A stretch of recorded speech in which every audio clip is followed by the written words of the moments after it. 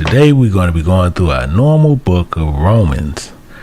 And before we actually get started, we actually showing you I'll need to get this ready because later on this afternoon we will be having a another lesson over at OKC, King James Bible University, with Deacon Micah. And actually it's after the Sabbath lesson of yesterday. More puzzle pieces for your studies is what he's going to be doing. And I talked to one of my deacons yesterday, and he actually kind of had me hot, but it was kind of funny because he was laughing at me, and I see why they doing what they doing, but that still didn't make sense to me, because he said that he's an elder, when you do your teachings, it still be in a parable. I said, no, I'm pretty much explaining it clearly. He said, no, it's still in a parable. He say, I get what you're saying, and he kind of giggling, and I'm sitting there, I'm being cool. But I'm sitting there now, I know good and well I'm explaining it very well. And he said, no, elder, you're not doing. He said, it's still in a parable. So you have Deacon Micah now. That's why, but you always have your other people with you, that these brothers that be with me, and we go through it. And same as, Deacon Micah do go through these teachings, and a lot of times, same as yesterday, I thought he was in the back, and he went on over there, and him and Christ sat down, and he sat here and he said he gonna put this teaching together for today, and we appreciate that brother for doing that. So as I said, they're gonna go through, and he's gonna do that one, as well as Deacon Q has one. He's actually, I think it might be coming tomorrow, which is gonna be explaining another one. But we go through, and what we do, and make sure that everybody can get the truth and understand the Bible as a whole. So we just want to make sure that as you go through these teachings, and the same one that he have been going today is normally at 3 o'clock Pacific time, 5 o'clock Central time, and 6 o'clock Eastern time. So we're going to be having that going on this evening, and as well as I will be announcing it again right after this, right after the teaching, before we go to the back and get any questions that anybody may have. But we want to pick this up at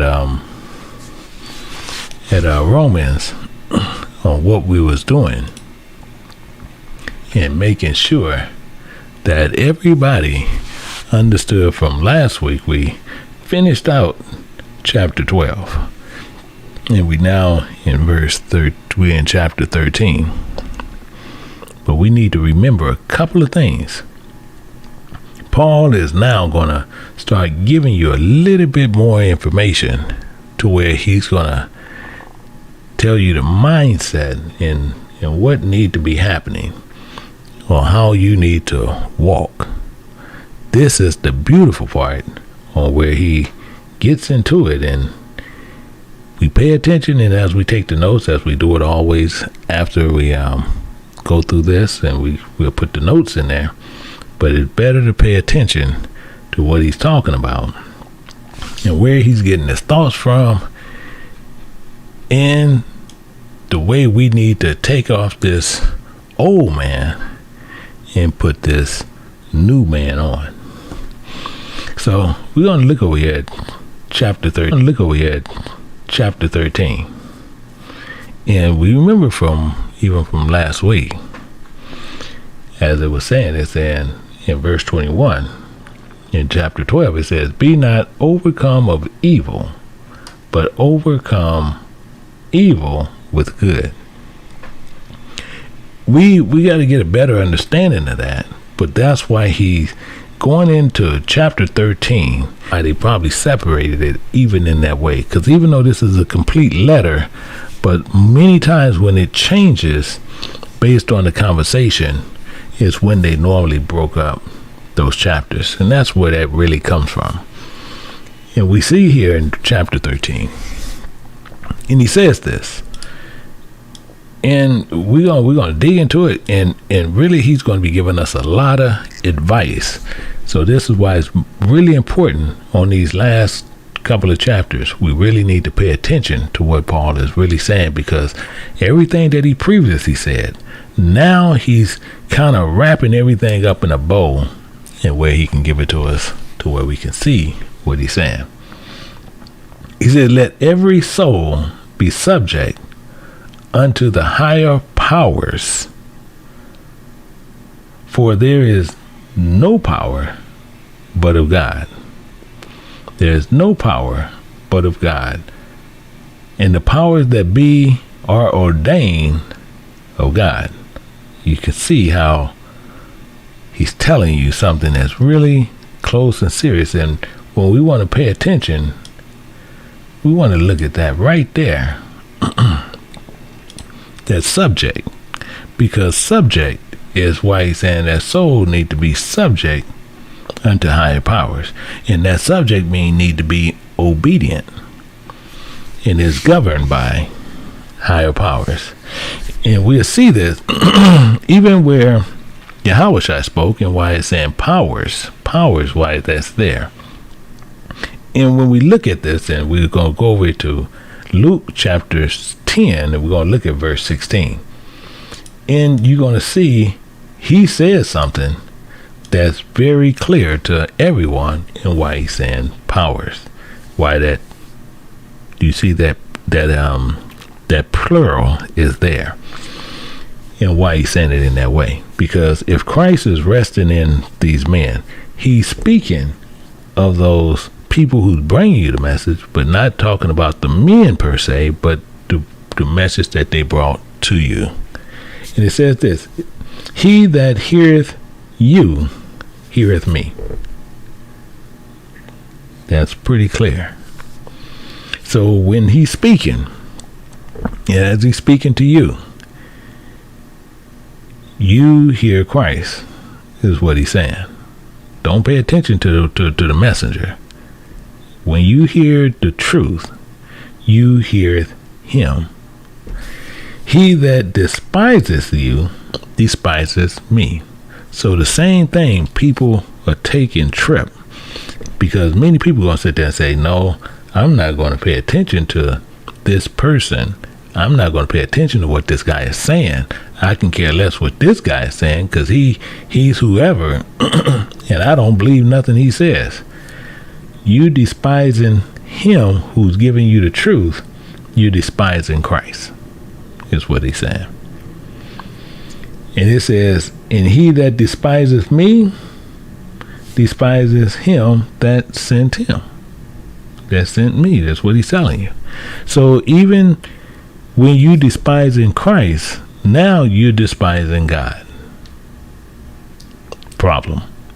That's why he said it in that way. That's why we see when people have problems with people, and they bringing you the truth, and many people will still sit there and say, I dislike this person and this and that.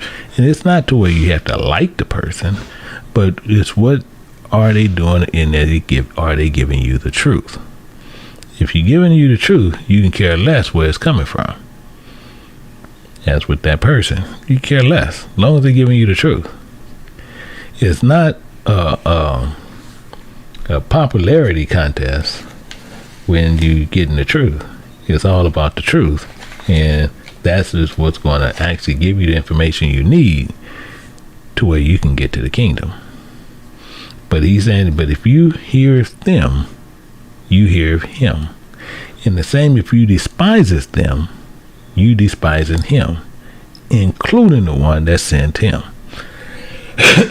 Excuse me. And it goes on a little bit more in verse 17, because some of these people, they also spoke. And the 70 returned again with joy, saying, Lord, even devils are subject unto us through thy name. So they even subject unto them through his ways. That's what it's telling you. Meaning this, they are governed the same way. That's why he's saying subject. They are to be obedient, and they are subject, and they are governed by the same way. Unpacking that to make sure we see this. To unpack it is, even though the righteous and unrighteous, they can all hear. Both going to hear.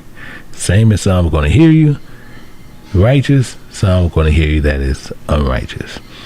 And all of them are subject, once they hear it, to that word. Some are going to despise it, some are not. Some are going to hate it, some are not. Some are going to hate it because they're going to sit there and see where it's coming from, and they're going to dislike it. But the word is what it is, and that's why he said it's him, it's Christ. When you look at Psalms chapter 23, and we're going to look at verse 2, and he says this, and when David wrote this, he's telling you exactly what that word is doing. He said, he maketh me lie down in green pasture. He leadeth me beside still waters. That's what he's doing. Not a man, Christ. Not a man. He, Christ, leadeth you down to green pastures. I can't do it. None of the elders can do it. None of the deacons can do it. Nobody can. Christ. So it's telling you, separating you. It don't have nothing to do with the man. It has everything to do with the message. And the message has power. It can make you lie down in green pasture and lead you beside still waters. That's what it'll do. Some people going to look at that differently. Some people going to sit there and not hold to what they're saying. Some people going to have a problem with it. Some people is going to have a right out problem with it. Verse 3 tells you, he, who, Christ, this, and see, the thing is, this don't have nothing to do with a man. That's why it's he. That's why you even said he, even up on top, because when you look at verse 1, it says, the Spirit of God is my shepherd. That's who you following. You're not following the man. But when you sit there and you holding a man as a shepherd, you're going to go right to a ditch. It's automatic. You're going directly to a ditch, meaning you're going to the lake of fire. Why? Can't no man walk in this earth or walk this earth can lead you to what this says. It can't lead you to green pasture. It can't lead you beside still waters. No man. Because no man have control over either one. He restoreth my soul. He leadeth me in the path of righteousness for his name's sake, for his ways. It's clear as day. And that's why it says, let every soul be subject unto higher powers. Every soul need to be subject to higher powers. We see this all the time in people. The biggest problem is, a lot of us, it's hard to be subject to something. That's why a lot of us is really puffed up. Because we don't like to be subject to anything. Just like a wild horse. And that's why a lot of us, we need to really rethink what we do. Rethink what we do and rethink what we think. And the Bible says this, and we're going to look at James chapter 4, picking it up at verse 6. It says, but he giveth more grace, wherefore he said, God resisteth the proud, but giveth grace unto the humble. Exactly the point. Excuse me. Exactly the point.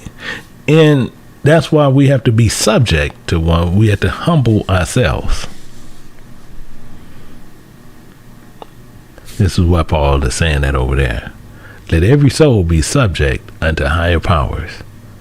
Meaning you have to humble yourself and be subject to that word. All you should have to do is hear it, and you should be obedient to it. They shouldn't have to put some type of chain or bond around your neck to get you to be obedient to what Christ is saying. That's the problem with a lot of us. We have to have someone to stand over us, a taskmaster, to make us do what need to be done.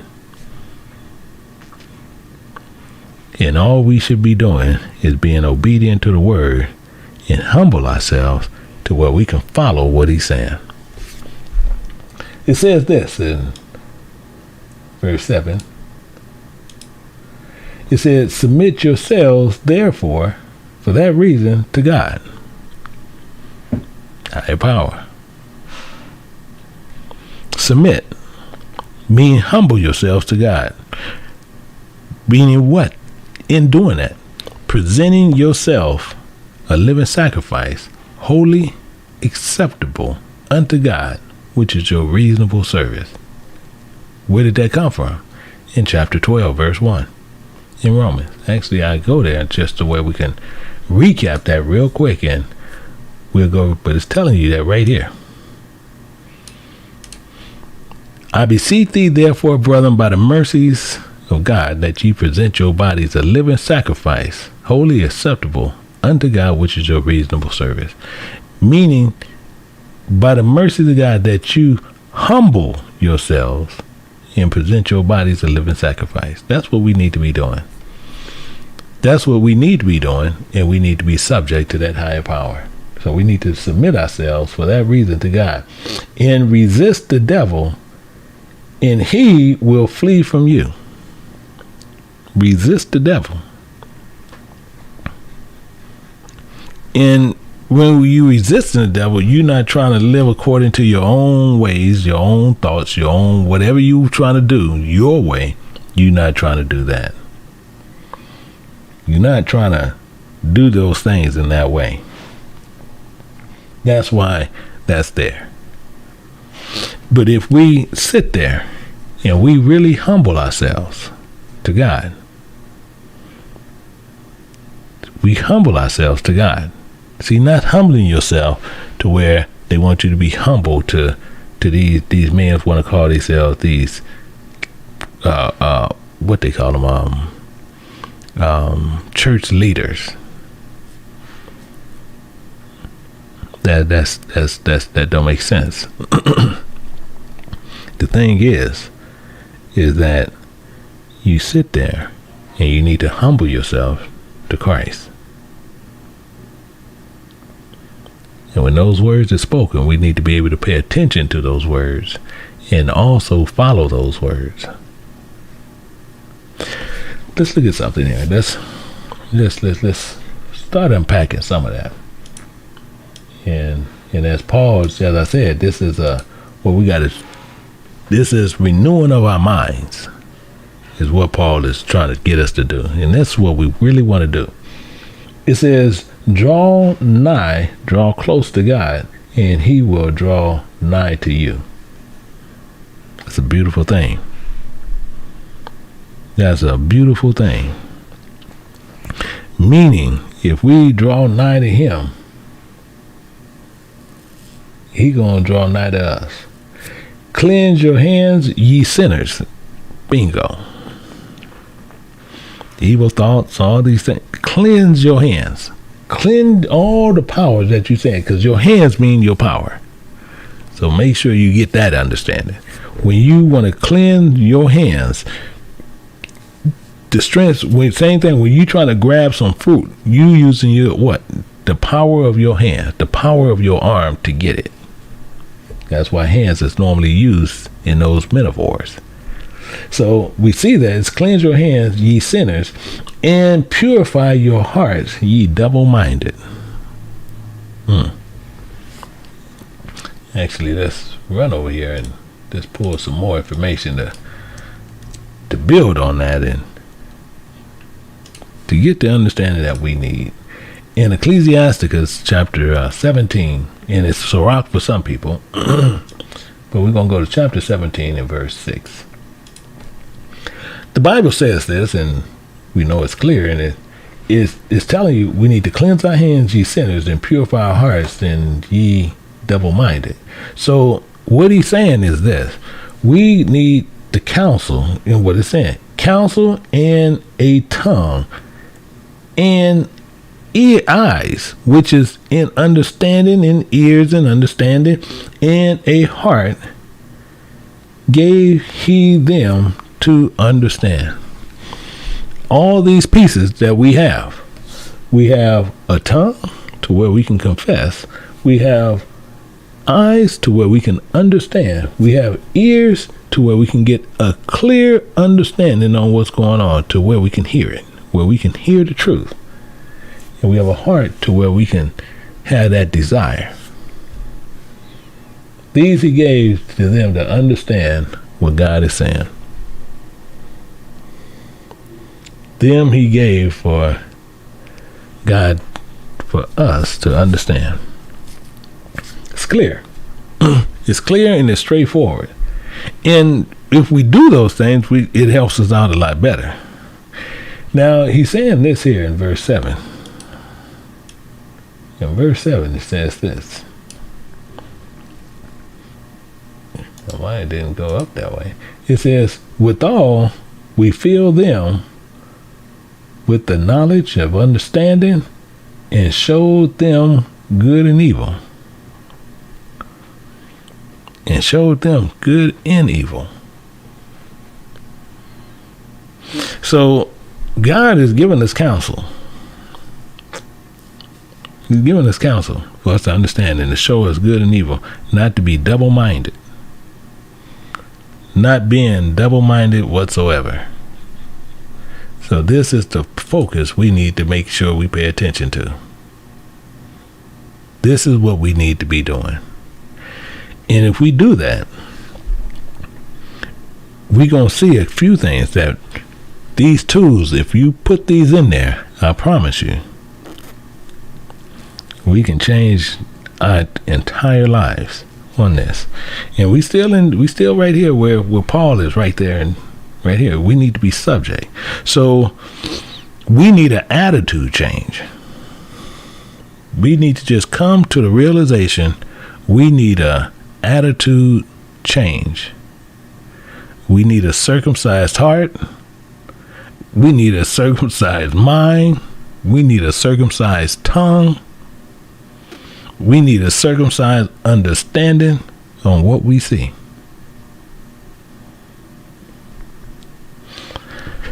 Let's look at something. I'm going to show you why Paul is saying a lot of this, to where we're going to use these as tools to help us out, to where we're going to put these in our repertoire, to where we'll have them in the future. In John chapter 13, picking it up at verse 34. And this is one you put in your toolbox. It says, a new commandment I give unto you, that you love one another. Now, most people don't know why he's saying that. But what he's saying is the same thing. So we know what love is promise. So now he's in there saying you promise one another. And the promise is to make sure that you can encourage them to do what they need to do. That's why he's saying that ye love one another, comparing as I loved you, as I promised you.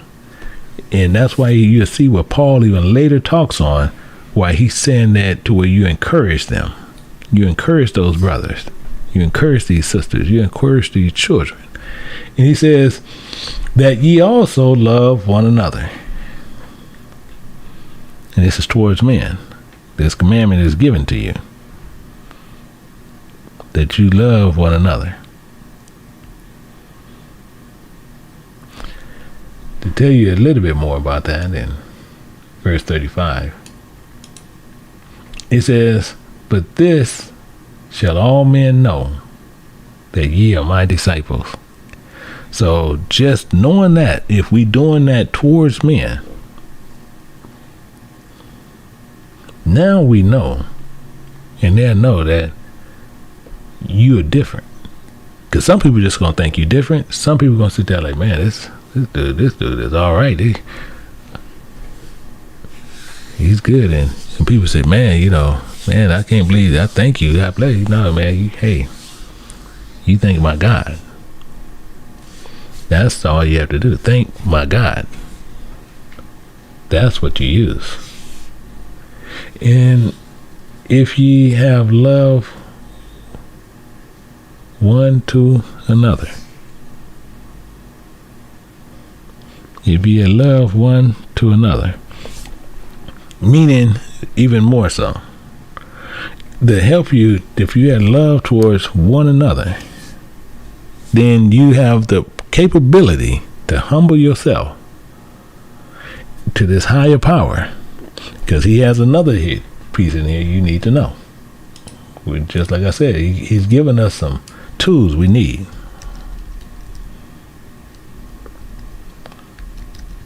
We're going to go to Colossians chapter 3, verse 13. And it says this. We're going to put that in our toolbox. We love one another, forbearing one another, including forgiving one another. we running into some issues now, right? But we got to see what's going on here. So if we have love for one another,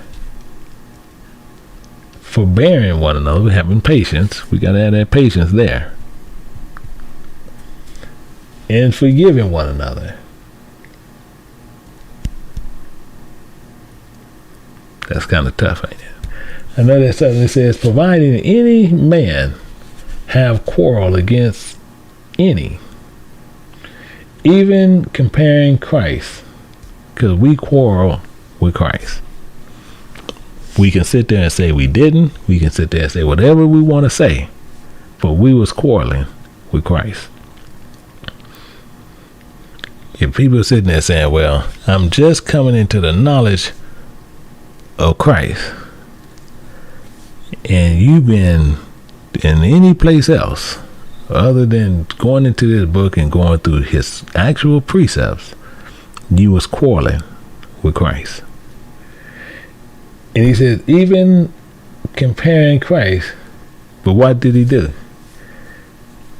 Forgave you. He forgave you. So it's the same thing. You can go look at that one guy who he went to the king. And once he went to the king, he owed that king 10,000 talents, which it'd be impossible for him to pay that back. And the king was going to do something to him, and he told him to have patience with him, and the king forgave him all this debt. As soon as that man get out, somebody owed him hard just nothing. But the first thing he do, he gonna put the hurting on the man. So it's telling you the same thing. We have to forgive one another. You have some people right now, just you can think about it. Hey, my little cousin Cuckoo, and he owes me $15. That joke is low down, dirty down snake. You saying everything in the world. Christ forgave you.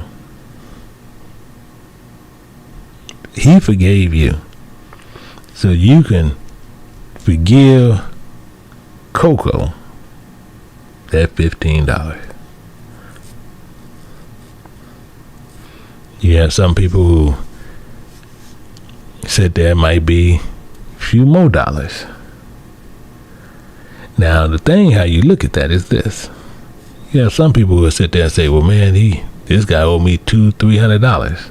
My cousin, my brother, a friend of mine, he owed me $200-300.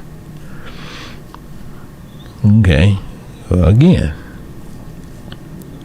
once you gave it, you haven't received it in 2, 3, 4 years.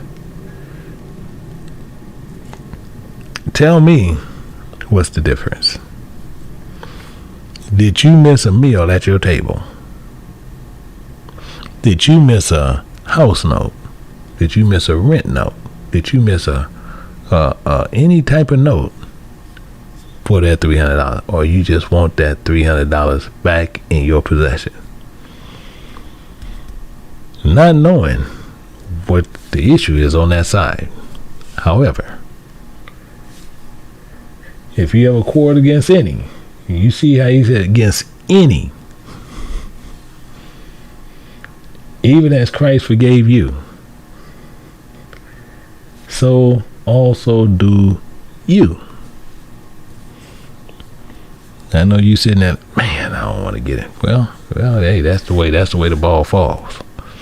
So we gotta look at that. And the reason I use money a lot of times, because some of us will borrow money from loved ones and different things, and that'd be the main fallout between us all. The money. They don't want to come around you because they owe you money. You want to call them up. And same thing is, you fill up the courthouses, and I done seen people sue people on TV for less than $100. And they say, it's not that, it's the principle. It's the principle. This is the thing. In another one, you need to make sure you put in your toolbox. You got to put another one in your toolbox, because you need to be subject to higher powers. And as he said, you have to love one another. So if you love one another, you got to forgive them. And some of y'all who want to be hard-headed, forgive them of a debt. Dang, oh man, you got to forgive it. Forgive them of the debt. In fact, got some more here that Paul, because we're gonna be subject to that higher power. We gotta make sure we just up on everything. We just gonna make sure we clear on everything. We're gonna go to Philippians chapter 2. Actually, it's already highlighted in verse 4. It says, "Look not," and this is gonna be a problem for some people. "Look not every man on his own thing, but every man also on the things of others." I know people sitting there, dang, why we gotta go? Because we got to go there. See, we don't look upon other people's stuff with envy. And that's where we have a problem at. We have some people where we just envy when somebody gets something or have something.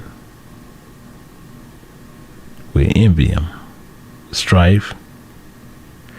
And not letting every man have his own thing.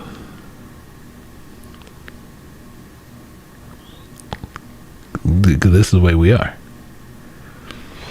Somebody done got something, and the first problem we have is what? Oh man, what they do? I could have had that. No. We got to cut that loose. When people sit there, you can sit there, and if they have bought a car, bought a house, bought some clothes, bought jewelry, whatever they did, pay for a trip, you shouldn't envy that. And actually, let's build on that a bit. Let's go somewhere real quick. I want to show you something. Why did that do that? We're gonna go to James, and I want to show you something. James chapter 3, verse 16. And actually make that a little bit bigger to where we can get it all on one page. And the build on that is this, because I want you to have this mind. It says, "For where envy and strife is, there's confusion, including every evil work." So when you sitting there, you jealous about what somebody have. One, it was none of our business. So you get out that, because it was none of our business what they bought. and then envy it because they bought it. That don't make any sense. So how do that work? That's being selfish. That's selfish. That's selfish thinking. Selfish thinking, and I promise you, they're going to bring confusion. That breaks up people's friendship and everything else. Somebody that sit there and bought this car, or bought this, or went on that trip and did this, and all of a sudden, big issues happen. Who they think they are? They didn't think there was anything. They just bought a car that they always wanted. But we had that problem. So, but it's sadly, right there again, that you love one another. You love one another.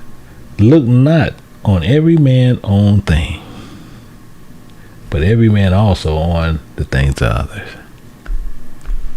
Love one another. Being subject to the higher power. We got some more problems. People say, man, got some more. Yeah, I'm done. We full of problems. We are full of problems. Let's go to the other part, and we got to see some other parts we got to do. And we got a lot of pride in a lot of us. Got a lot of pride in us, and I'm gonna show you that to where we got to get rid of. Yeah, we all on it. Let me see. I can probably put that all on one. I'd like to make sure I can get it on one. We can get it right there. And we got a lot of pride. We got to look at that. And it tells you that it says, be of the same mind one towards another. We can't get away from it. Why? Because we're going to be subject to the higher power. What else? Okay, we got to love one another. You got us again. Mind not high things, but condense to men of low estate. Be not wise in your own consents. Wow. You don't think that's pride? We have this issue.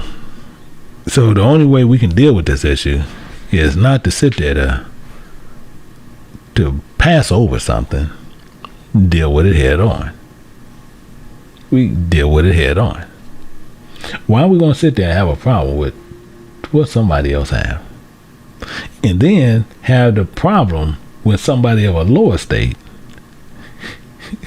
we going to sit there and demean them.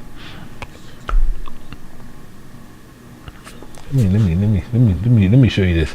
Let me show you this this ignorant heart that we possess. We're gonna look at this ignorant heart that we possess. We're gonna look at Luke chapter 18. Luke 18. We're gonna pick this up at verse 11. And bingo, what it is. I just say we the Pharisees. Might as well. We being Pharisees. Because if we not doing that, that's what we are. And it's going to tell you, it says, and the Pharisee stood and prayed thus with himself. See, he didn't pray to God. He prayed with himself, but he's going to pray and he's going to like just having a conversation to God.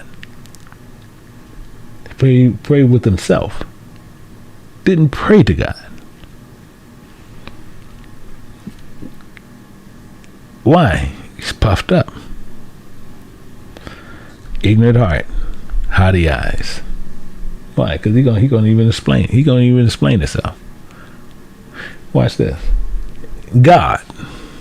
Ain't nothing. God. Not Heavenly Father. anything. Dear Lord, no, God. You see it right there. He said, what? I thank thee that I am not as other men are. Why? Because he's conceited. He's gonna belittle people. That's what he's getting ready to do. And he already belittled them. Because he said, hey, I'm not like y'all. I'm not like you guys. Watch this. I'm not as other men are. Extortioners, unjust, adulterers, or even as this publican. It was a publican standing over on the other side. He don't even know the man. He already, look at this. Look at him. Look how he dressed. Do we do that? Yeah. You have people who will go out and watch people. And people watch. Ain't nothing wrong with people watching, but you have people watching, and they want to belittle people. Look, girl, look what that girl got on. Look like she went to Payless. Look like she got her suit from Walmart.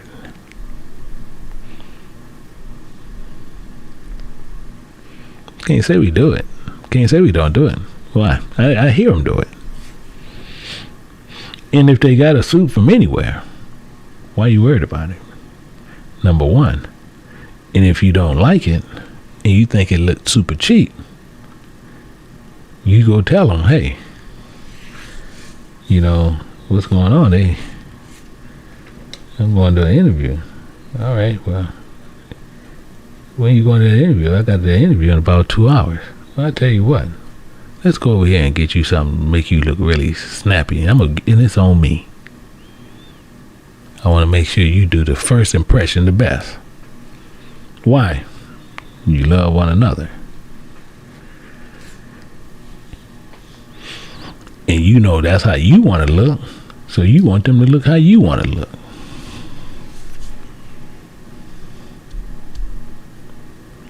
Love your brother as thyself. So you ain't getting around this. So if you got something to say about them, you don't like their shoes, buy them the shoes you want. Yes. Besides you sitting there, look at them. Look like they got them shoes at a hand-me-down, secondhand store. Okay, you don't like them? Buy them some.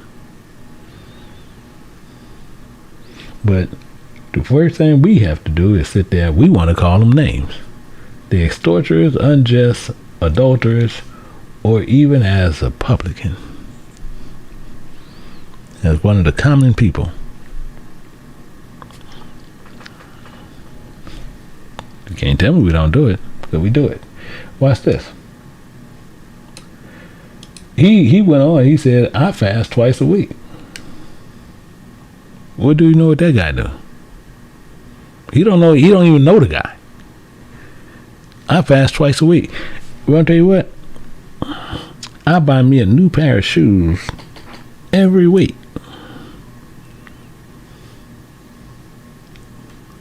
I give tithes of all I possess.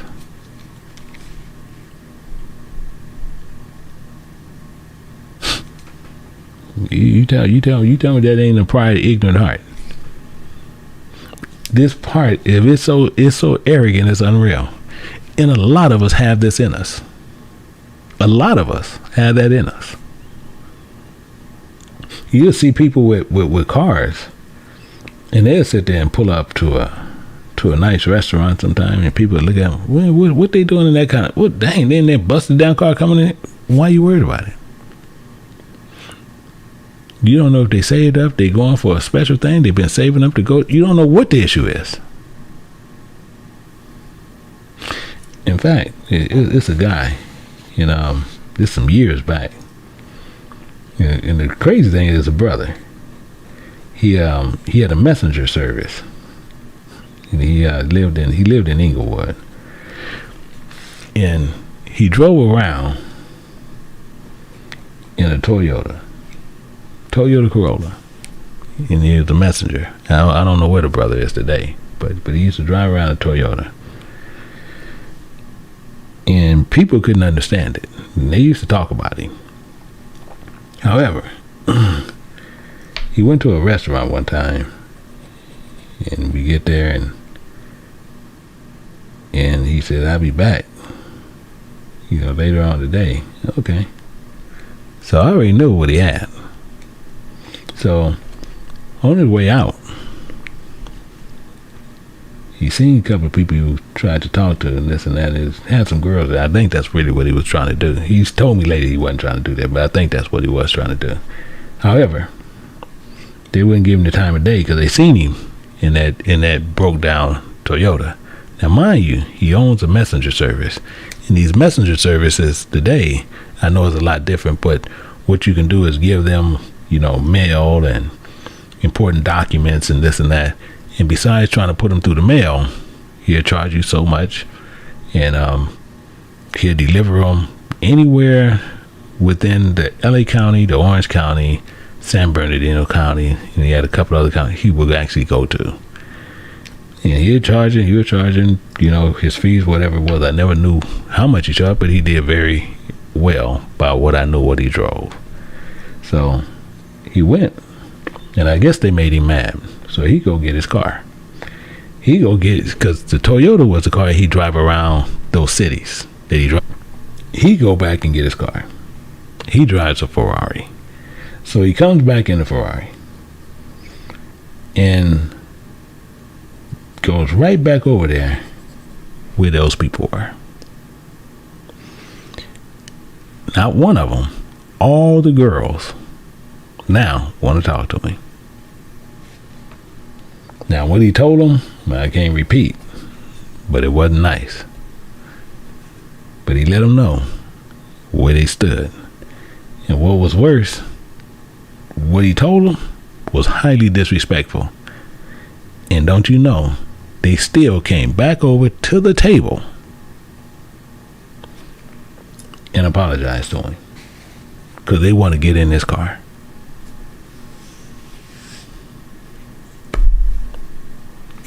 True story. Don't even make sense, but that's the problem that people have. And they were so haughty and thought they was above it, clearly above him, and not knowing what he was doing, which actually goes into a little bit more on what we need to see, because another one what we need to stop being is back exactly that is judgmental on people. And we're going to see this over here, which actually going to what I was talking about. We're going to go to Luke chapter 6, and we're going to look at verse 37. Because actually, this kind of goes into what I'm talking about, actually. And what that's saying is this. It says, judge not, don't teach not, and ye shall not be judged. It says, condemn not, and ye shall not be condemned. Forgive, and ye shall be forgiven. Straightforward. Don't judge somebody based on what you see. Many of us going to judge people. Many of us going to look at people and we're going to be judgmental. Many people going to look at people thinking that they doing something wrong. Ain't going to be judgmental. Can't say we don't do it because we do it. We do it on a daily basis. In fact, let's look at this. Matthew chapter 7. We're going to look at verse 3.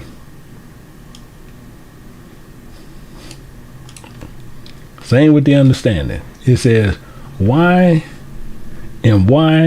beholdest thou the mote that is in thy brother's eye, but considereth not the beam that is in thy own eye? You want to look at that piece of lint that's in your brother's eye and be judgmental and not try to get that 500-foot log out of your own eye.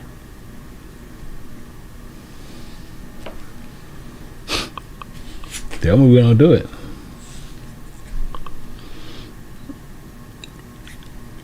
All he said is to do what? Be subject to higher powers. Don't do this. You being subject to higher powers, and if you love your brother as you love yourself, and you loving one another, you wouldn't even be doing this. Why do you think this is here?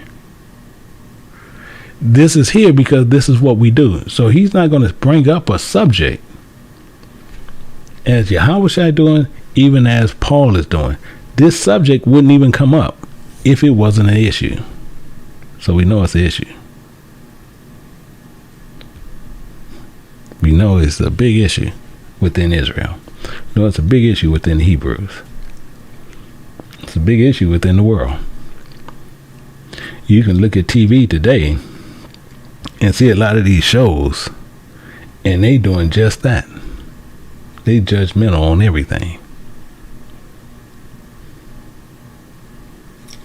So we need to pay attention to that. And then the same thing we do with people. Same thing we do with other people. And we're going to look at this and see what's happening. We're going to go to 1 Thessalonians. We're going to look at something. Chapter 5. And pick it up at verse 14. I want to get that all on one. Yeah, dang it. I might have to make it, but at least I got it bigger. So that'll work. I got it all on the same. And we want to look at 14. The reason we wanted to look at 14 is this. It said, because same thing is what we have a problem with. We have a big problem with patience. A lot of us do. A lot of us think that different things that we do that's out there, we shouldn't do that. But we need to pay attention to it. So let's look at this. It says, now we exhort you, brethren, warn them that are unruly, comfort the feeble-minded, support the weak, be patient towards all men. This is the main reason why I sit there and we have a lot of older people that actually is over here with the Lost Sheep of Israel and King James Bible University.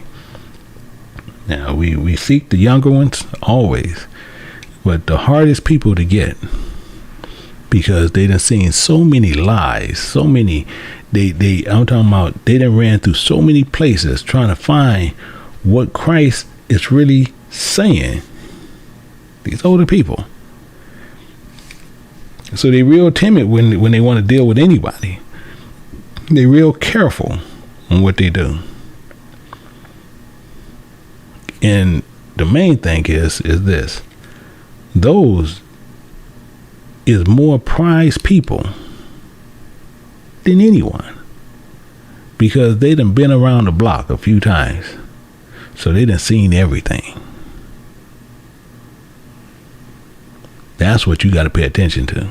So people can say we got a lot of young people, we got a lot of, yeah, that's cool, and that's what we also seek and we try to find. But those old ones done been around the block,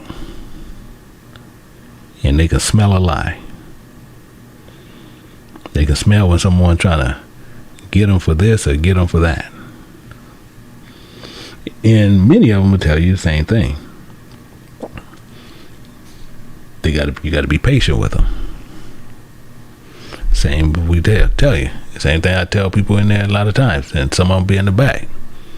They'll sit there and tell me, Ron, tell you what, sometimes you talk a little bit too fast. I can't say I don't. I don't think I do, but they say I do, then I do. Because it's too fast for them. It's too fast for them. So I need to slow down. It's that simple. It's not complex. But the main thing is you got to be patient towards all men. Why? We have to love one another. Why? We have to be subject to the higher powers. If we sit there and the cook, which is Christ, then sent us out the kitchen with the plate of food, and the food we get to them, and they say, hey, it's too hot, we need to let this cool down some, then we need to be patient and let it cool down. It's that simple. It's not complex. So we need to have patience towards all men. Towards all men. We have to be subject to higher powers. So this is some of it that's here. And he goes on more when you get into verse 2. We get into verse 2, it's saying this. It says, whosoever for that reason resisted the power, resisted the ordinance of God. I'm talking about, you see how Paul is setting us up. Now, I just ran through which is in some of the inner workings of what Paul was talking about. However, when he's sitting there saying, and then we resisting the ordinance of God, including they that resist shall receive to themselves damnation.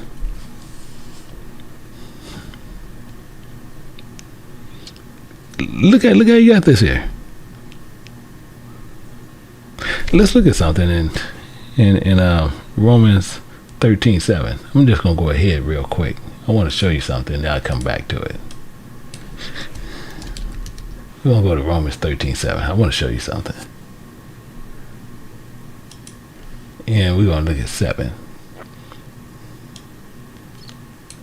We're just going ahead of Paul real quick. It says, render for that reason to all their duties, tribute to whom tribute is due, custom to whom custom, fear to whom fear, honor to whom honor. Set up. See, we just went ahead of Paul. We went up there and sneak in front of Paul just to see what Paul talking about. Because Paul leading up to that, but we just kind of went ahead of him just to kind of get ahead of him a little bit. Because that's what he's going to lead up to, and then he's going to drop that bomb on us. So before he can drop the bomb, it's just like I'm just squilling a little bit. Hey, you guys, Paul is trying to set us up. Because when he get down there to verse 7, he gonna hit us with that. That's all I'm doing. I'm just being Flavor Flav, telling you what time it is. Because that's what he's setting us up with. This is the setup.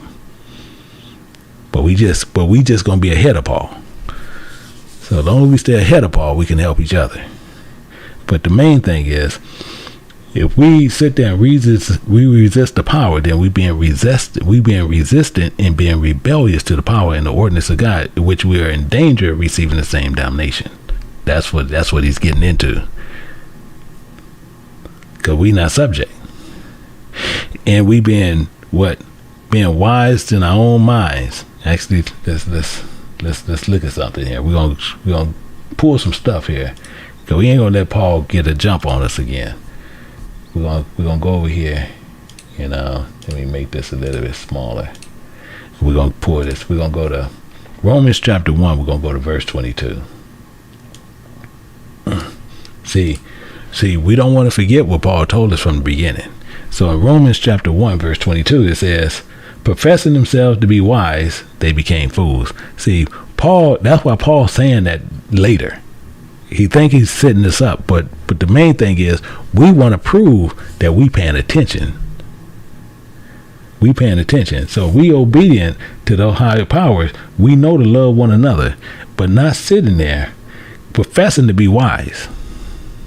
No, don't let him catch us up that way, because that's how he gonna catch us up. In fact, watch how conceited we get.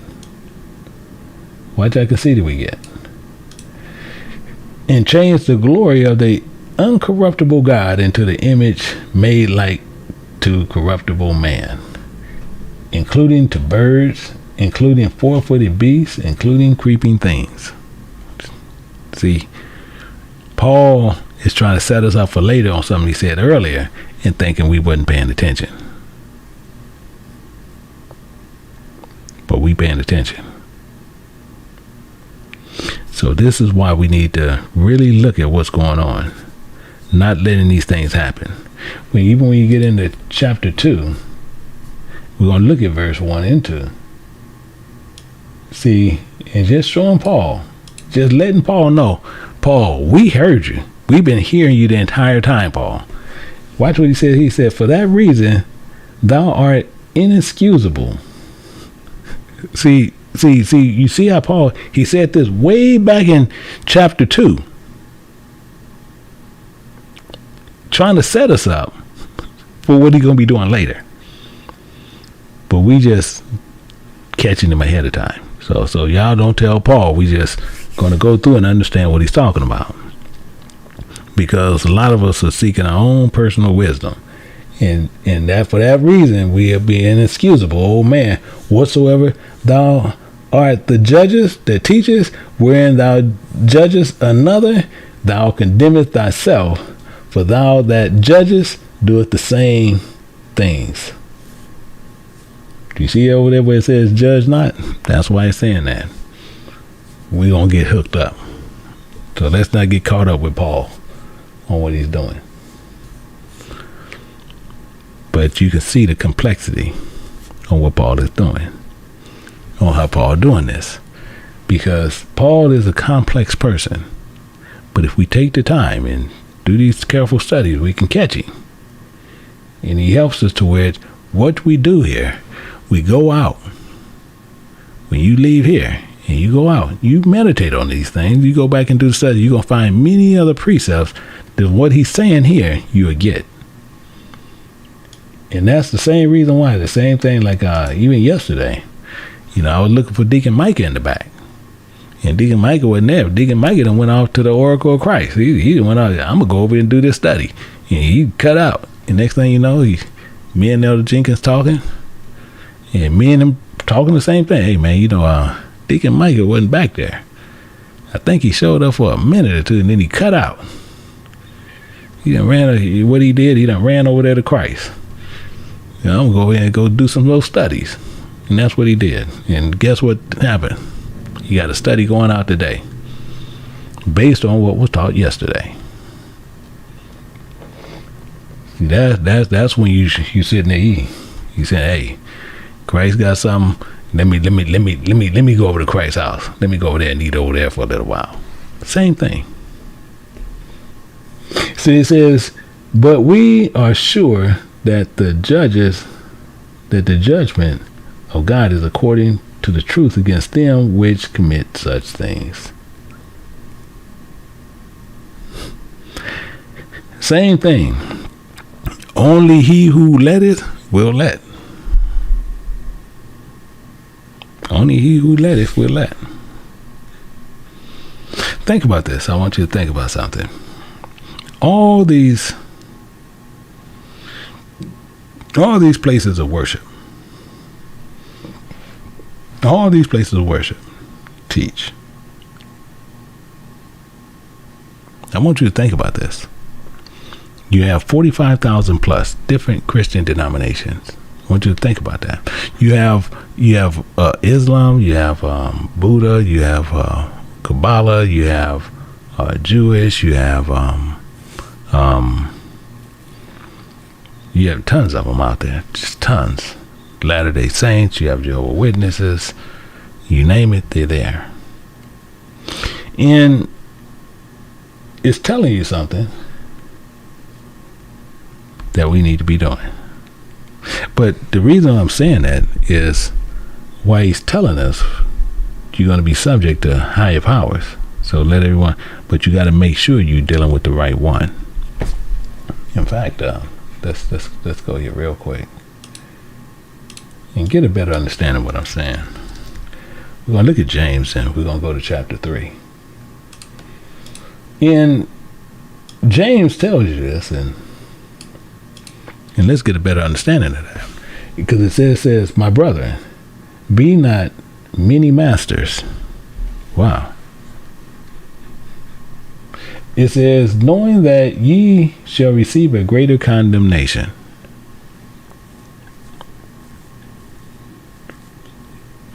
most of us not understanding. But it's saying many masters, meaning many teachers. That's what that's saying. And you have so many places today that teach. You have so many places you can go to and learn. Many. It's telling you right there. And some are going to receive greater condemnation. Why? Because most of the places you go to, they're going to seek and they want to be the head honcho and they want money. And I promise you, they're going to get you in a building.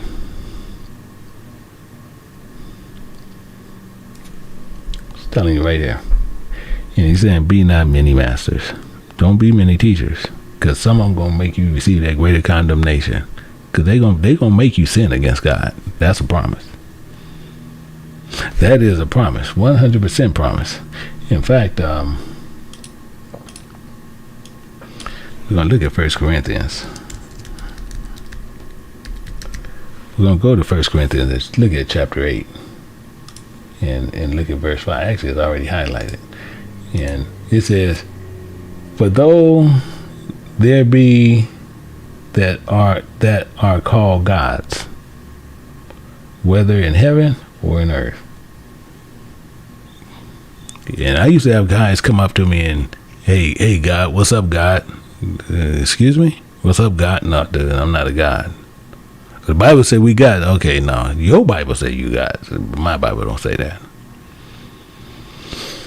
And the reason why, you got a lot of them teach that. And as the Bible says right there, it says, as there be gods many, lords many. And Peter tells you, don't be lords over God's heritage. And you got dudes who's lords over God's heritage. And they're going to tell you they are your shepherd.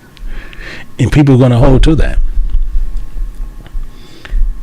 And he's telling you, don't be many masters, don't be many teachers, because you have a lot of people who are going to go out and going to teach you contrary to what the Bible is actually saying.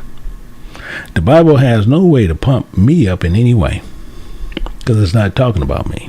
When this Bible was being written, this Bible didn't have me in mind on saying he's going to go out and I need to put his name in there the way he's going to teach this doctrine.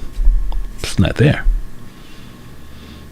I'm just one of many that's coming through this teaching. And once I get old, or when he's decided he's going to say it's enough and he called me on in, And he have another one that's going to keep moving forward. This is the reality on what's going on here.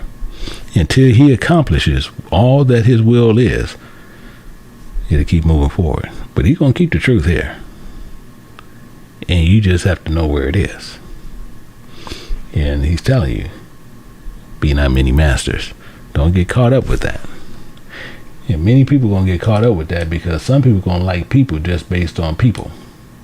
Oh, man. It says, for in many things will offend all. For in many things will offend all.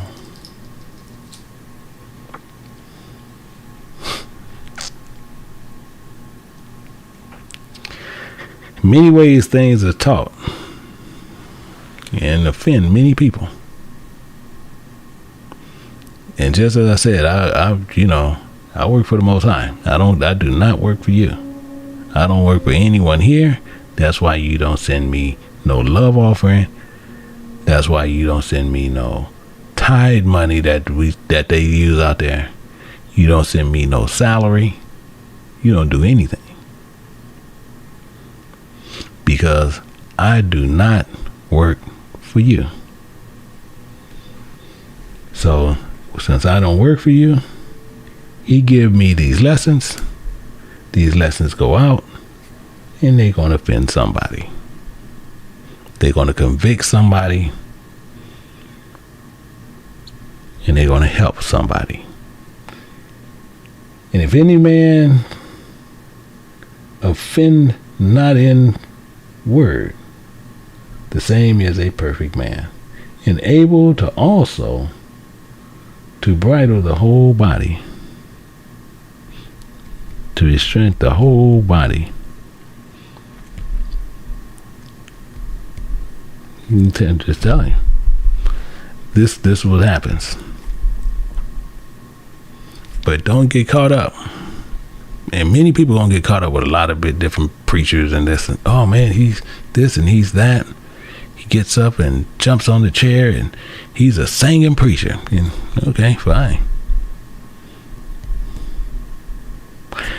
Remember this and never forget. And actually, even saying that, but let me go over here. We're gonna pull that. It says, remember, he put bites on the horse's mouth. See, horses has a whole nother meaning when you're looking at parables. And the entire Bible is a parable. But when you look at this, it's talking about the horse. And when you're looking at the horse, it's talking about doctrines. When you're talking about the lip, the horse's mouth, it's talking about the lips and where it's coming from. And it says that they may obey us, and we turn about their whole body. Bingo.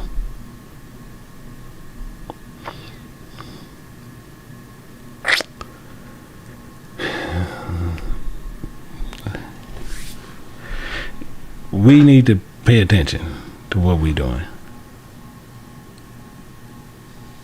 See, many of us going to sit without the ordinance of God.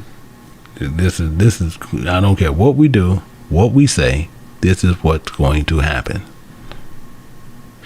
In fact, when you look at Romans, we go back to Romans. We're going to look at chapter 1 and pick it up at verse 24. And we're going to pick it up at verse 24. And it says that, it says, wherefore God also gave them up to uncleanness through the lust of their own hearts, to dishonor their own bodies between themselves. Their own bodies between themselves.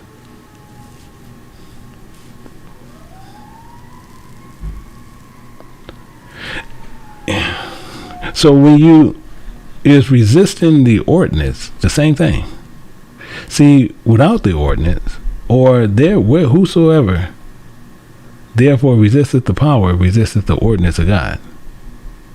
Everybody follow what's going on here? If you following that, now we know the problem. And if we not following the ordinance of God, wherefore God gave them up. He also gave these up to their own uncleanness. Why? Because they was wise in their own mind. You see how Paul pulling all this together? All this together. And what we'll do, we'll start looking at men and worship men and people and things, and even dishonoring our own bodies. And not just dishonoring our bodies in sexual ways, but we're dishonored by when we walk on the streets, walk out in the public. We do those same things. We'll sit there and wear anything, showing all parts of our bodies, and dishonor it. So we without the ordinance of God, and those he gave up to uncleanness in lust of their own hearts.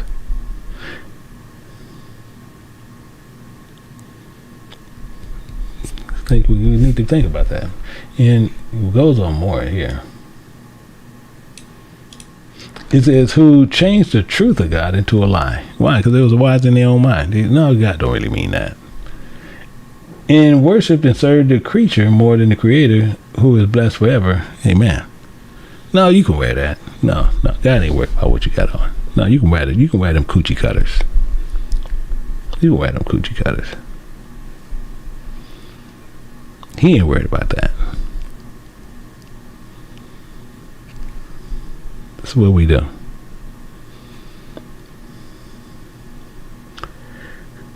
And the first thing we'll do is someone else will be right up over there and talk about them with that mold in their eye. With that mold in their eye, and the first thing you do, and you got a big old beam in your eye.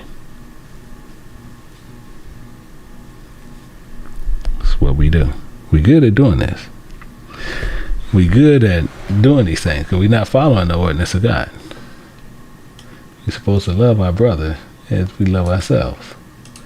It's saying that for this cause, God gave them up to vile affection. Now, he already said he gave us up there. But even their women did change the natural use into that which is against nature.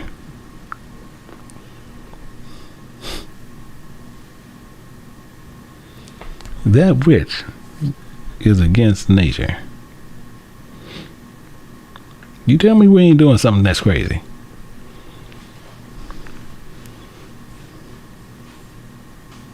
That which is against nature. We don't even have to get into it, but you know what it's talking about. Doing lustful, unspeakable things.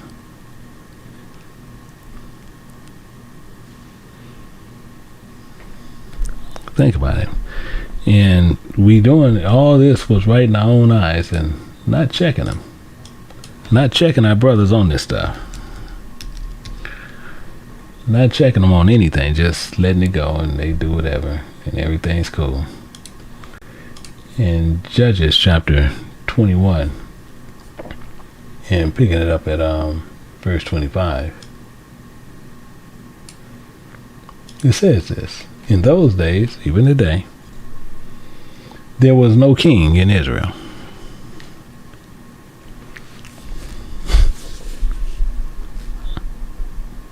There was no king in Israel. The only reason I'm pausing is because I want you to think about that. No one was subject to the ordinances of God.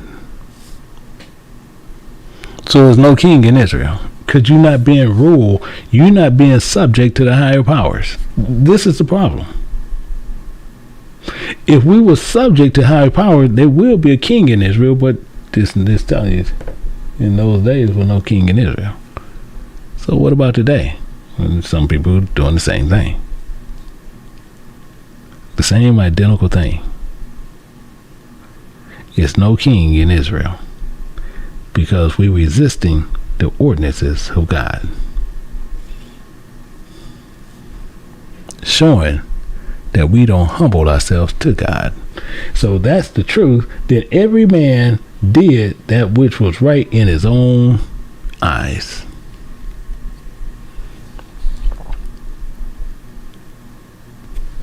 It's right there in front of you. We can't get around it because it's right there. Can't get around it, can't look around it. It's right there in front of us. We did what was right in our own identical eyes.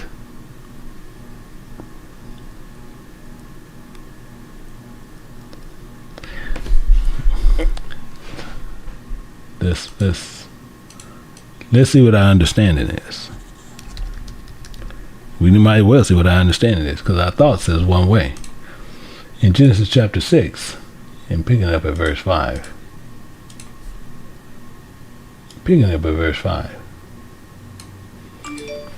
This is, since this is right in our own eyes, we might well look at it and see what it is. Because we resisting the ordinance of God, we believe what is right. And God saw it, that the wickedness was man was great in the earth.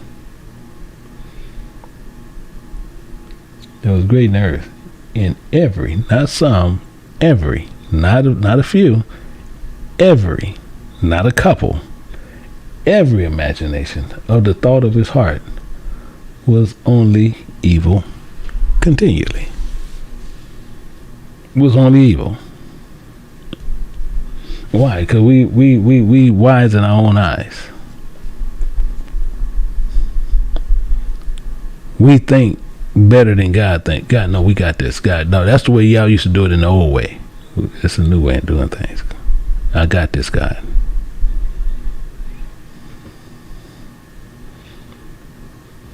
And the main focus was what? Look back at 13:1. The main focus is what? Let every soul be subject unto the higher powers. For there is no power but of God.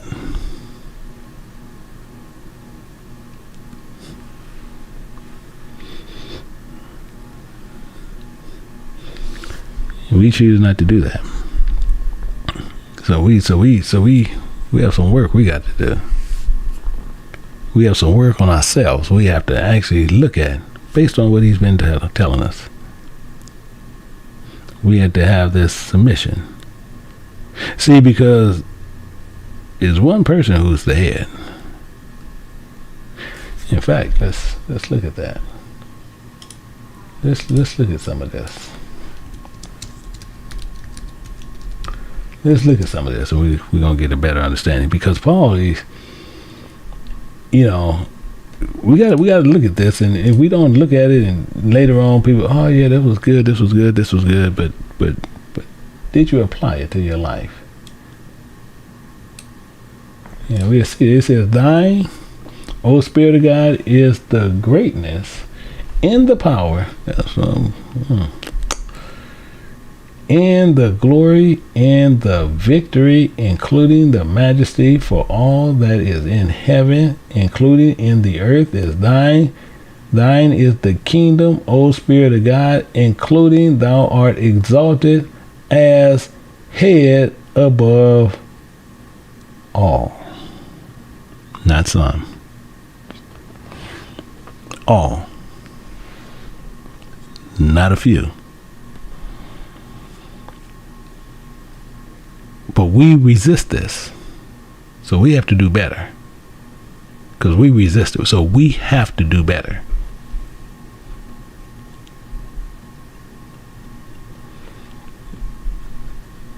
You know more, do better. You know more, do better. It's that simple. And it's telling you, he's ahead of all. So if he's ahead of all, we shouldn't be having a problem being submitting down to him. Shouldn't have that problem whatsoever. Actually, it's highlighted in 1 Corinthians chapter 11, verse 3. It says, "But I have you know that the head of every man is Christ." Are you man? The head of every man is Christ. The head of the woman is the man. And the head of Christ is God. And we resisting the ordinance of Christ, who sent Christ, is God. So we're resisting God in Christ.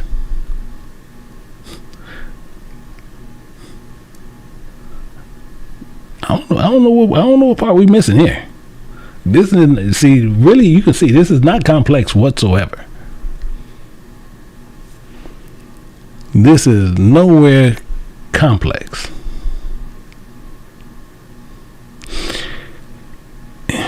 If we're not doing according to God, we can receive that greater damnation. Because we choose not to follow what he's saying. He said this, and Paul told us this, and I'm gonna look at it just so we'll know it. Just so we'll know it. Because he said this earlier. He said this a while back. We probably looked at it about a year ago. But I'm gonna show it to you. I want you to see it. We're gonna look at Romans chapter 2. We're gonna pick it up at verse 5. And I'm gonna show you this because I want you to see it. And we're gonna go down. It says, "But after thy hardness and impatient heart, treasureth up unto thyself wrath against the day of wrath, revelations of the righteous judgment of God." You get ready to break something down to you, because I want you to see this. "Who will render to every man according to his deeds. So everything that you did, he's going to pay you for it. He said, okay, time to pay it. He's going to come up and he's going to pay you. Some going to be paid to eternal life, and some going to be paid to eternal damnation. You resist it, you shall receive. But he got more. He got more. Let's look at this. To them who by patient continuance in well-doing seek for glory and honor and immortality, eternal life. See, you have a lot of people say this is what they seek. But they still fool themselves because they wise in their own eyes. Oh no, it's a better way to do this. It's a better way to do this. God, I know you got that way, but I'm going to do it this way. I still get to you, but I'm going to do it this way. I'm going to go this way, God. You go that way, God, I'm going to go this way.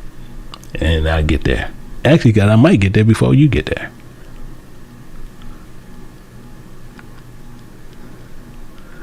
But we have to do well. And if you submitting yourself and being subject to the higher power, you doing that to seek the glory and honor and immortality, eternal life.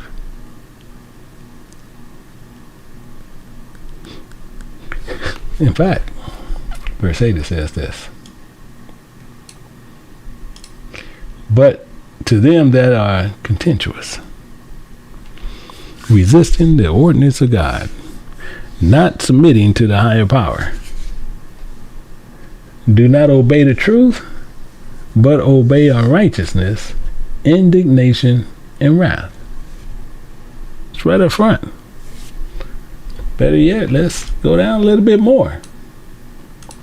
Tribulation and anguish upon every soul of man that doeth evil. That doeth evil. Of the followers of Christ first. He's going to get you. Why? Because you supposed to have known the truth. You supposed to have known the truth.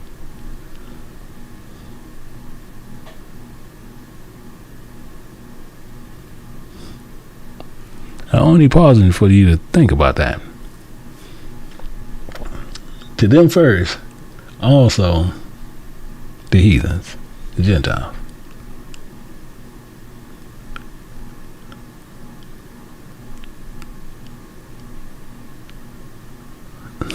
He's clear.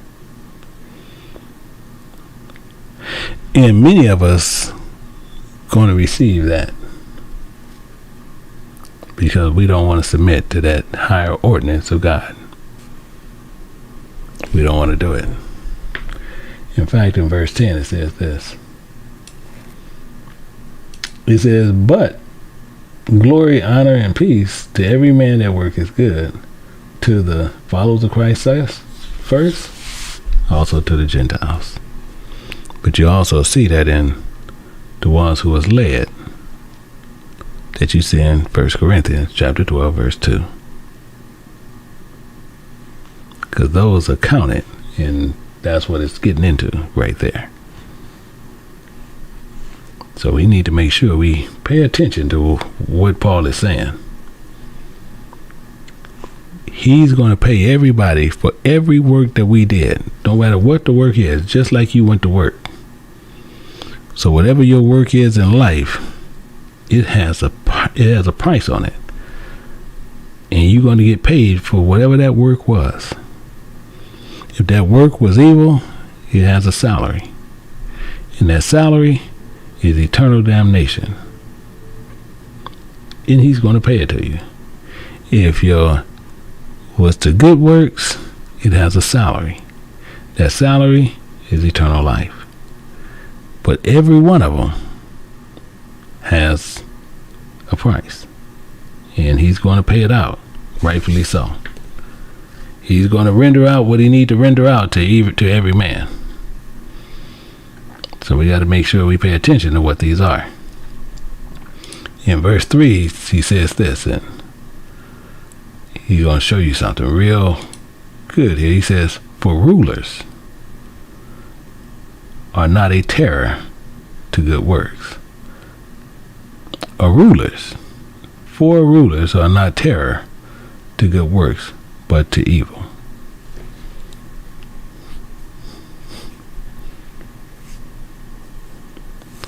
All you're supposed to be is an example to the flock.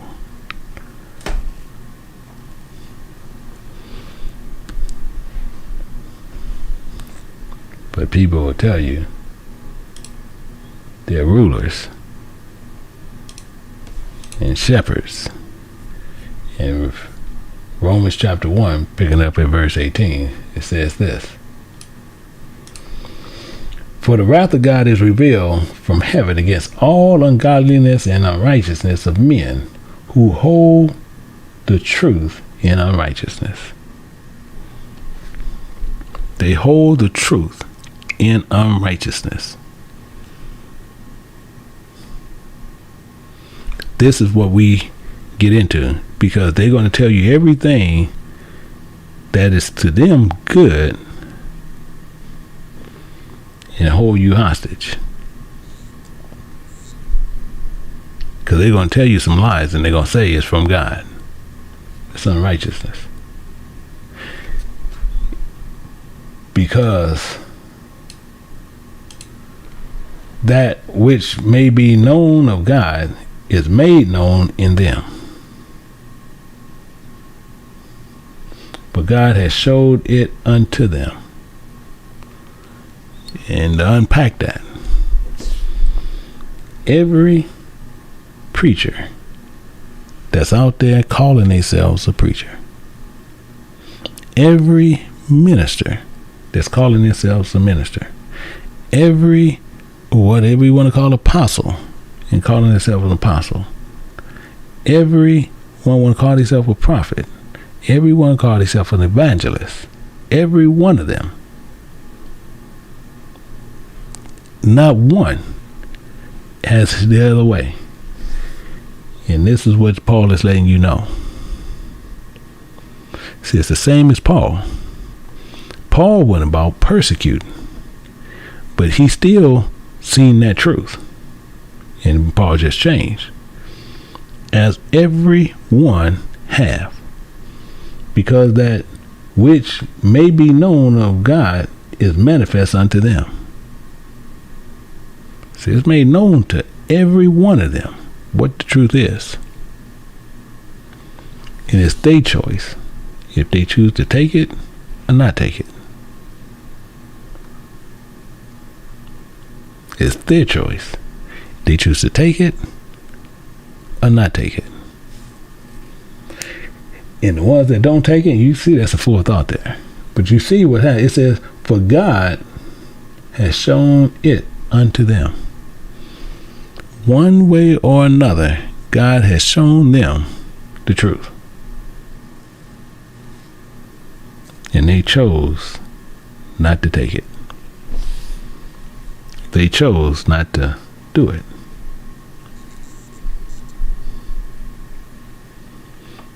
So when those things happen, and these bad things happen, or when condemnation comes, it shouldn't be no issue. Because they had a clear choice on what they was going to do. In fact, we look at verse 20. I'm gonna have to, let me see if I can get this on one page. Get it on one page. Okay, it says, for the invisible things of him from the creation of the world are clearly seen. You see how serious he is here. So it says, for the invisible things of him from the creation of the world are clearly seen. Why? Because it's being told to you. You've been taught in the similitudes on what's happening. Being understood by things that are made, because he's going to show you the tree, and then you'll learn the similitude of the tree. Learn about the branch, you learn the similitude of the branch. The leaves, you learn the similitude of the leaves. The roots, you learn the similitude of the roots. The dirt, you learn the similitude of the dirt.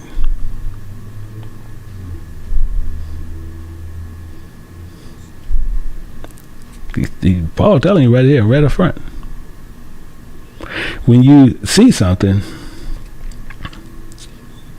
you see the earth, you learn the similitude of the earth. You see the birds, you learn the similitude of the birds. You go more in detail, you learn the similitude of the dove, learn the similitude of the hawk, you learn the similitude of the eagle. And why it's been spoken in the Bible. Because he's saying the invisible thing, because the physical things that you see has an invisible meaning that you don't see, to give you the understanding of the similitude. This is what's happening. This is why this is going on this way. It's very upfront, very straightforward. So if that's being seen and that's being made clearly understood, so the main thing is, and I really press the people that be in my class, I press them on this, and I can't say I'm not doing it not on purpose, because I am, because I need them to see it on what I see. And if I can get them closer, which I know is still, that's God's work, but if you can get them just closer to the front, closer to the water, closer to the lake, closer to the river, if I can, I do. But to make them drink it, that's God's business. It's God's business. But I'm gonna show you similitudes in to where you can see it.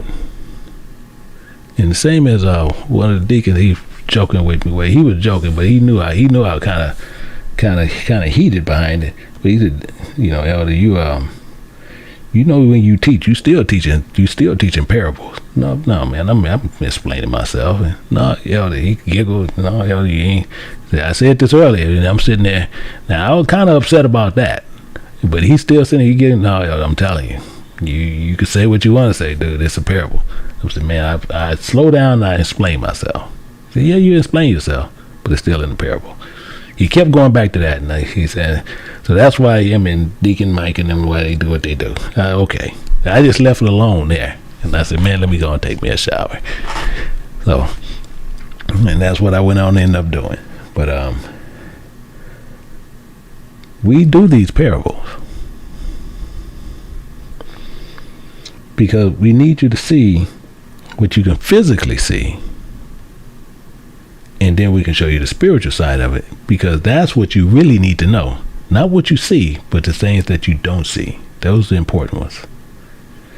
And it's being understood by the things that are made, even by eternal power in Godhead, so that they are without excuse. And that's why we do what we do, and that's why I work as I work. I do as much as I can to try to get you to see what he's trying to show you. So I don't have a problem doing it. It's not a big deal to me. I love working for him, so it's not a big deal. But the thing is, you have to understand the similitudes on what he's showing you. And the best thing is this: we have to remember his first works. And let's look at something and going into that. In Deuteronomy, we look at chapter 11 and pick it up at verse 28, I believe. And this is 26. That's the one I want. And this is what I want. It says, remember, I set before you this day a blessing and a curse, good and evil. So we're being clearly warned. We've been warned even back here. He set both of them before us. And watch how simple this is, because it's going to go back to the ordinance of God. Watch how you do it. It's going to run right back here with what Paul talking about. We're going to look at verse 27. It says, a blessing providing you obey the commandments of the Spirit of your God. You obey the command of the Spirit of your God, which I command you this day. I told you, Paul sets us up. He sets us up to where we can't get around stuff. That's what he liked doing. He set you up. So now you see how he got those people when he was on the other side. He set you up in a way to where you cannot get around him. So this is why he says, so wherefore, therefore, resisteth the power, resisteth the ordinance of God, resist shall receive themselves damnation. That's where Paul got that from. That's why Paul giving you the outcome of that right there. This is why I say Paul sets us up to where we cannot get around Scripture.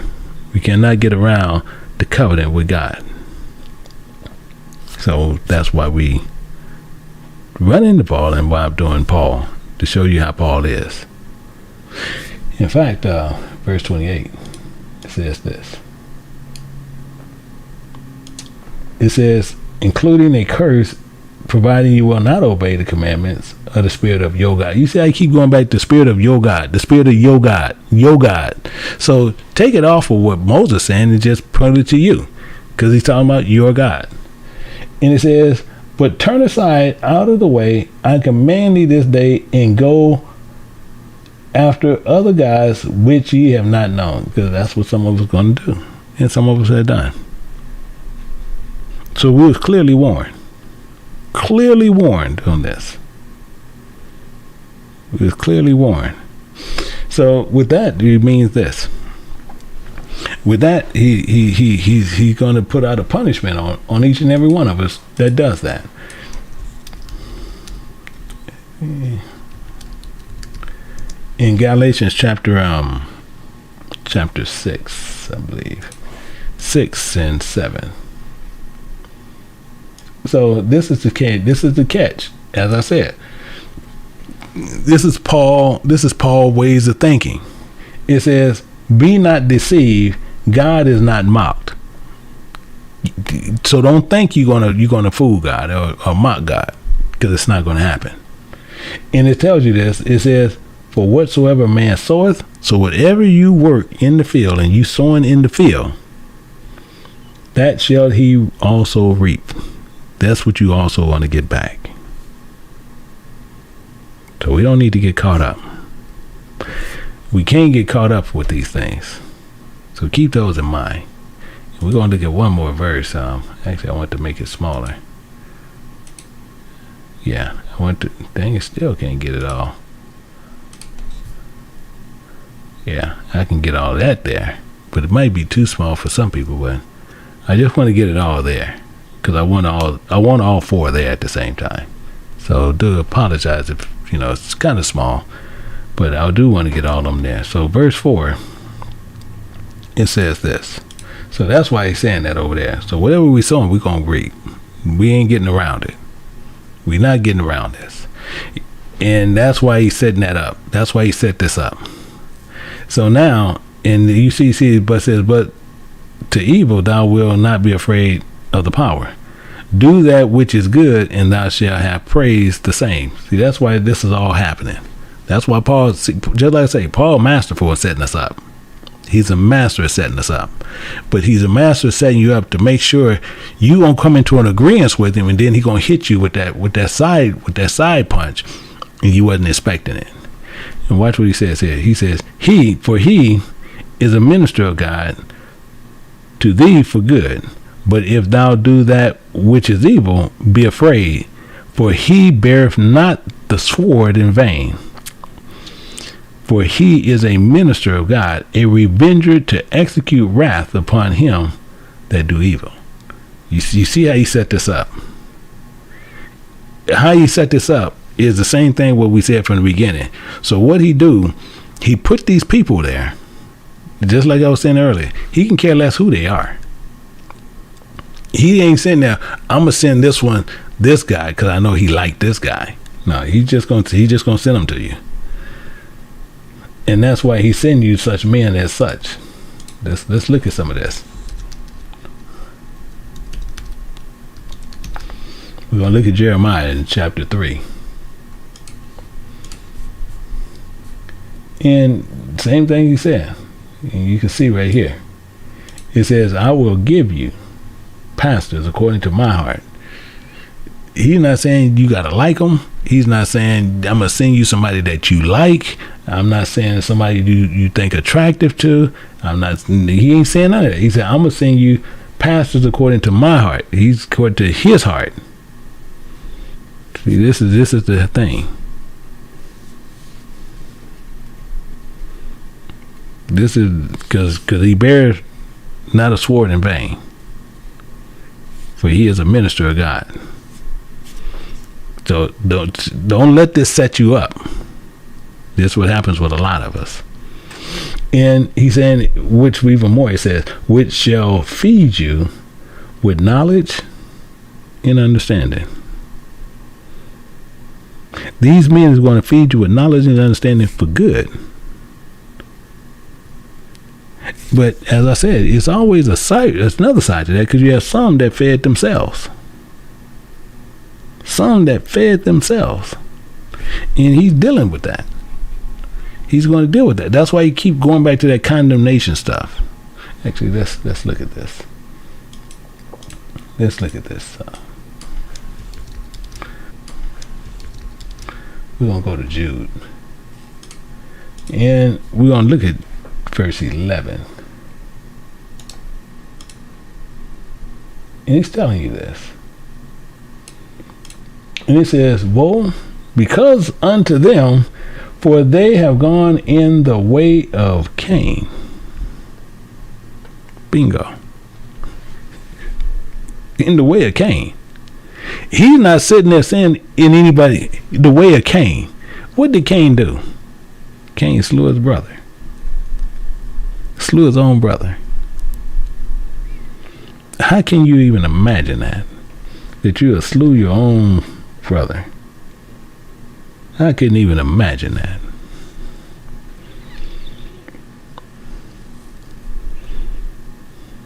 To slew my own brother. That's sickness. And he's comparing us and going in the way of Cain.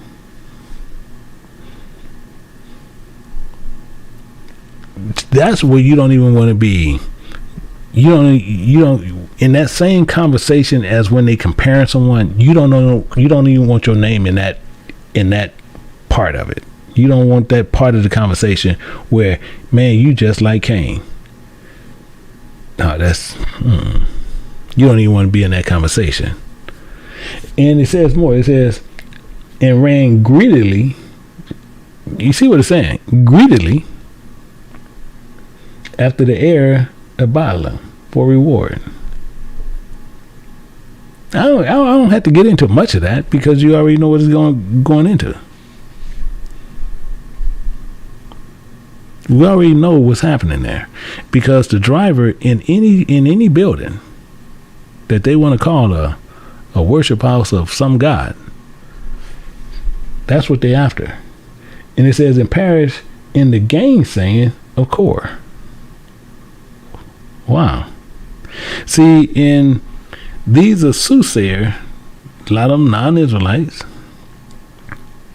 but Balaam is really unique, because he's using that name, and he's not using the name based on Balaam himself. He's using it more so because of what is the functioning of that word mean. See, a lot of times he used those names to show you the function of something. Just like I said, he's giving you the similitude. So we know what Balaam was about, but what it means is the swallowing or devouring. And that's what that means. So he's saying the area of the devouring for reward. That's all they're saying. Nothing more, nothing less. And what they will do in devour people. They'll devour people for gain. This is what we do. In fact, let's look at verse 12. Let's look at verse 12. It says this. It says, these are spots of your feasts for charity. When they fast, when they feast with you, feeding themselves without fear. Clouds they are without water, carried about of winds, trees whose fruit wither, without fruit, twice dead, plucked up by the roots. Wow. You unpack a little bit of it and just tell people a little bit what's going on. But the feast is talking about they learning. They're spots of your learning for charity. And when they learning with you, feeding themselves. They ain't feeding you. They feeding themselves. Without fear. They don't have no knowledge. Paul talks about that later. When he get into Timothy, he tell you, they don't have no knowledge. But people will sit there, and as I said, people will sit there and they want to run into commentaries and all these things and believe that those commentaries giving them great wisdom and it's giving them nothing but great nothing. It's what a man thought. And they carried about winds, trees, and fruit trees without fruit. They twice dead. Why is it even saying twice dead? Because we all promise to die in this world. Every one of us that is flesh will die. Every one of us. So we need to see why he's saying that twice dead. And we're going to see what's going on there. And look at this here where we get to Luke. We're going to look at Luke in chapter 11. And pick it up at verse 28. We're going to see something. We're going to see a couple of things here.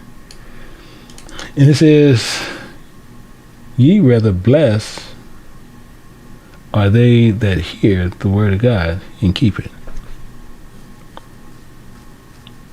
So we need to be doers of the word. Because what we can't get out the head is twice dead.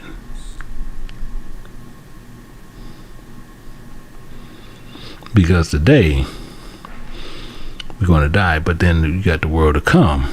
And we want to make sure we're part of that world to come. If not, we're going to be twice dead. And we don't need to be part of twice dead. Because if we twice dead, that second death is the humdinger. In James chapter 1, picking up at verse 22.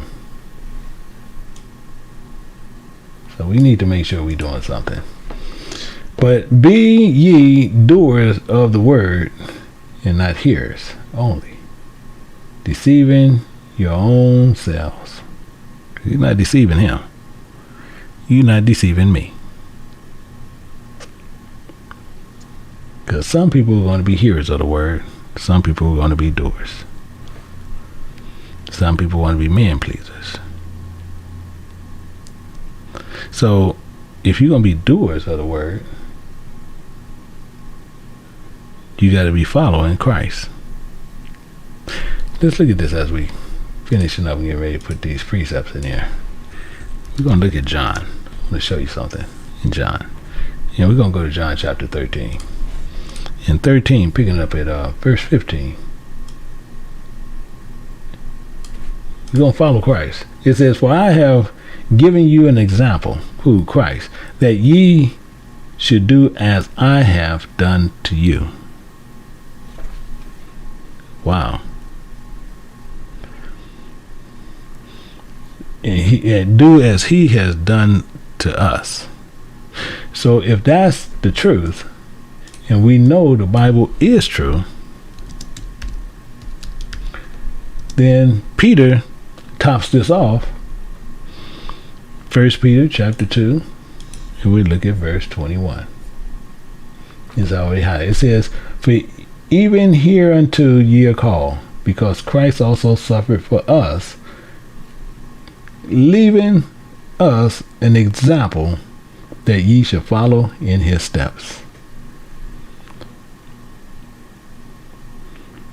And follow the ways of God. So we're going to pull this one last one just to make sure we have a good understanding. We're going to look at Deuteronomy chapter 17. And we're going to go to verse 12. And this is something for you to meditate on. It said, including the man that would do presumptuously, arrogant, hard-headed, and will not hearken unto the priest that standeth to minister there before the Spirit of thy God, of your God, or unto the judge, even that man shall die. And thou shalt put away the evil from Israel. So we're going to put these precepts in there, and that's something for you to meditate on what we just went through. But we're going to sit there, and now we're going to start putting in the precepts in there. So you can pull your Bible out. I mean your Romans PDF out in, or you have the book. You can put it out. And if anybody want to get the book, you can go to Lulu and get the book. And if you want to get it through Precept Master, you can get it through there. And it's the book that we're actually doing. But what we're going to do, we're going to put in those precepts, and we're going to put in Luke 16:17. And we got to put in Psalms 23, 2 and 3. We got James 4, 6 through 8. And we got Ecclesiasticus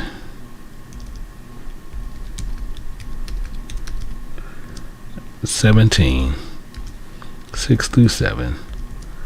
And then I'm gonna put a little caveat here for us. I want to put a caveat here for us, because I'm gonna put something here. And this,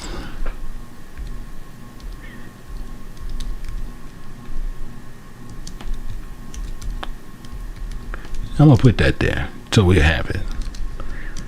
And the reason I'm doing that, because I want you to see the changes that you need to make within yourself. And this one is where you're going to get into in Colossians, and you'll see where you need that, the forgiveness and all those things, and not being selfish and all those. So you'll see this. So that's why I put that there.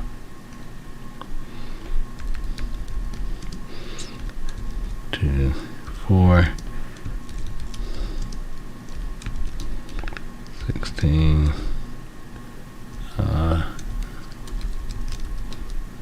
Romans, and 12, 16, Luke 18, 11, 12. Yeah, I got Luke there. I can do another one. Got Luke 6, 37. And we have Matthew 7, 3.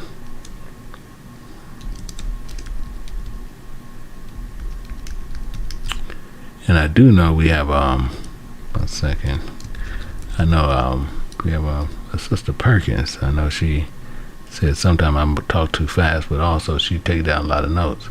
And to help her out, which if she comes in the back, I want to let her know I can actually email her these precepts. I'm gonna do that for her, because she actually has a thing on her hand, and I know she can't take them as fast. So I want to make sure that she is covered. So I know she's here, because I seen her before I started up. And 1 and 2. So I don't have no problem sending her these there. So my sister, if you there, right there. Just, I know you can't write them down in time. I will send you the recap of this. Because I spoke with her earlier this week. She was a joy to speak with. And we got the Romans 1:24 through 26. And one of the reasons why we have more, because he's wrapping up a lot of stuff. And we just making sure, and it actually is a lot more to this, but I know here we get a real good understanding exactly what he's talking about. So with that, you can pull more, you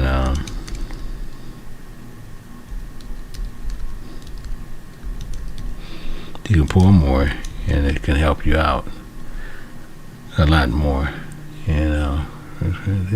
3 and Romans 2:10, and we gotta go down to this one, 1:18 through 20. Deuteronomy 11:26, 8. Yeah, so when he does this, that's why sometimes you'll see more precepts pop up, because he's actually going in a lot of places, pulling little here, little there, which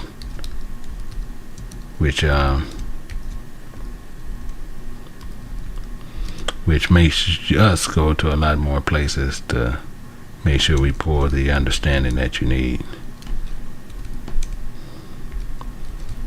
And 28, 1:22, John 13:15, and Deuteronomy 17 and 12. Make sure you save that. Make sure you save it. Make sure you save it. And what I want you to do, the same as normal, we're going to go in the back, and if you have questions based on this here, we don't have a problem to where we can answer those. And it's really mainly for a lot of the new people who comes back there. Is mainly what it's for. And then I do know, I'm pretty sure Deacon Micah will be back there. So if someone's trying to get in some of our classes, and also with the class that Elder Jenkins runs, you make sure that you can be part of that. And the same as I said earlier, we do have Deacon Micah will be having a teaching today at on OKC, King James Bible University, and that's by Deacon Micah, which was he's giving you more pieces. So it's more puzzle pieces for your studies on the teaching that I did yesterday. So if you want to make sure you're part of that, just make sure you go over there. You'll see it'll be 3 o'clock Pacific time, 5 o'clock Central time, and 6 o'clock Eastern time. So if you want to make sure you catch that, please go over there and you can make sure you catch part of that. But the main thing is, for the newer people, you're more than welcome to come back there. And the same is requirement, which I've seen people later, which I'm going to have one of the deacons watch, because we make sure that people make sure they turn on their cameras. And we have some people that still being reluctant to turn their cameras on. And I'm going to have them to keep a watch, because if you decide to have your camera off after we have those conversations and we do see your camera off, we will be removing you, because we're asking you, unless it's otherwise told, to turn it off. But if you just decide to turn it off and leave it, and you want to be that way, we don't have no problem removing you. So with that, you can see that today. And then this week on Tuesday, we will be going through the book of Hebrews. That's back over at the Lost Sheep of Israel, as well as the book of Proverbs. We'll be going through that. So we appreciate everyone that has joined us, and we're going to keep continuing. And sometimes he's going to be putting in a lot more, because he has a lot for us to go through, and we need to really understand what he's really pushing, because he's trying to get us to really get to the kingdom. And if we're not doing what would need to be done, you can see that Paul is not pushing himself. He's really pushing the words of God, and we got to pay attention to it. So if we choose not to do that, then we choose not to go to the kingdom. So with that, I'm going to end it here. And if you'd like to be part of the live meeting in the back, you can look down in the description, and you can see the meeting link there. So with that, I say to each and every person, until next time, shalom.